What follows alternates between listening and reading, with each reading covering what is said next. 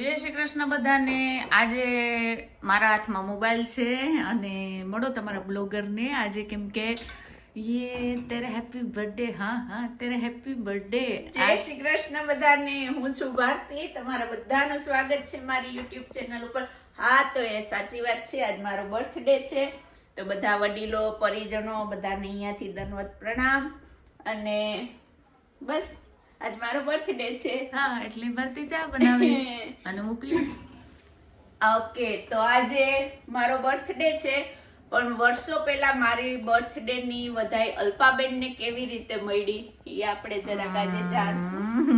કેમ કે તમને તો ખબર છે, હું નાનપણથી જ જે મારા સગા સંબંધી હશે એને તો ખબર છે, નાનપણથી જ હું બહુ તેજસ્વી હતી. અમારા ઘરમાં તેજસ્વીઓનું તેજ અમારી ભારતી છે. તેજસ્વીઓનું તેજ એવું છે કે જરાક આપણો કલર કૃષ્ણ ભગવાનનો કલર હતો, ટૂંકમાં કાળો કલર. તો રૂપાળી થઈ ગઈ હવે, તો પહેલા કાળી હતી. પણ હું જ્યારે જન્મી ને ત્યારે અમારા અલ્પાબેન ને મારો મોટો ભાઈ એ મોસ્ટલી મારા મામાના ઘરે જ રહેતા. તો જ્યારે મારો જન્મ થયો ને ત્યારે અલ્પાબેન હાજર નતા. એ વાતનું મને દુઃખ છે. પછી અલ્પાબેન ને મારા મામાનું ગામ બાજુના ગામ, અમારી બાજુમાં જ છે. તો અલ્પાબેન ને સાયકલ લઈને લેવા ગયા કોઈ, અને મારા જન્મની વધામણી કેવી રીતે આપી કે હાલ તારે ઘેર એક કાળી કાળી.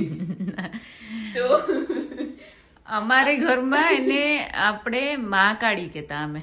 એટલે કાળી કાળી બેન આવી ને, દુઃખની વાત એ છે કે અલ્પાબેન બહુ હરખ ઉલ્લાસથી જોવા વહી આવ્યા કે હાલો મારી કાળી બેન કેવી છે. પણ ત્યારે હું જરાક પૃથ્વી ઉપર હજી પધારી હતી, એટલે મને એમ થયું કે હવે ક્યાં આવતા આવે ઝઘડો કરવો, એટલે બોલી નહીં. અમારે તું મારે ભેગી રહી રહીને હવે કેવી રૂપાળી છે. ના, હું કાળી નથી. અલ્પાબેન એટલા રૂપાળા હતા કે હું કાળી લાગતી એની બાજુમાં. હું કાળી ગીજુ બાપાનો સ્પેશિયલ શબ્દ એ કાળી. મારા મોટા બાપા મને એમ જ કહીને બોલાવતા કાળી. ને ખૂબી છે એ વાતની કે હું પણ પાછી કાળી બોલાવે તેની હાજર થઈ જતી. મને મારું એમ થઈ ગયું હતું કે મારું નામ કાળી છે. આપણે આપણા કલર ઉપર ગર્વ છે. ચાલો, નહીં તે કીધું એમ તું કાળી નથી, હું વધારે રૂપાળી છું એમ. એટલે એવું લાગે ને, વારે કાળી નથી. મારા વખાણા ટણા પોઈમાં બર્થડે મારો હોય એવું થઈ ગયું. તો આજે જરાક અમે બારે જવાના છે, તો આજે જોડાયેલા રહેજો. અને થેન્ક યુ તમારા બધાના સપોર્ટ માટે. અને હા, એક વાત, જો આ વ્લોગ બનાવું ને તો મારા માટે વ્યૂ થાય તો સારું, વ્યુઅર જેટલા જોઈએ એટલું સારું. પણ તમારી એક કોમેન્ટ આમ શું કહેવાય, અત્યાર સુધીની ભારતીની મહેનતનો રંગ લાવશે. તમારે આમેય તમારા બ્લોગરને હેપી બર્થડે તો કેવું જોઈએ આજે. ના, એવું એમ છે કોમેન્ટમાં એવું છે કે એક બેનું લાસ્ટ નહીં 2 વીક પહેલા અમારા વસુબેન કરીને છે, તો એમણે મને અમે મળ્યા ને પાઠમાં, તો મને કે તમારા વ્લોગ હું બહુ જોઉં છું. ને એણે એમ કીધું કે જ્યારે મારા એના હસબન્ડ હોસ્પિટલમાં છે, તો એમણે કીધું કે હું એમની સાથે હોસ્પિટલમાં હોય ને તો મને બહુ દુઃખ થાય એને જોઈને આવી હાલતમાં. પણ જ્યારે હું દુઃખી હોઉં ને ત્યારે તમારા વ્લોગ ચાલુ કરીને બેસું તો મને 2 ઘડી આનંદ મળે.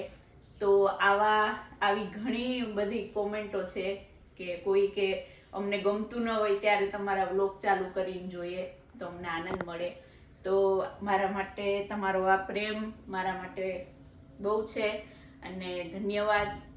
અને મારો વ્લોગર બન્યાનું સફળ થઈ ગયું તમારી બધી આવી કોમેન્ટો સાંભળીને. તો બસ મારા વ્લોગ જોયા કરજો, ગમે તો લાઈક કરજો, શેર કરજો, સબસ્ક્રાઇબ કરજો. જય શ્રી કૃષ્ણ.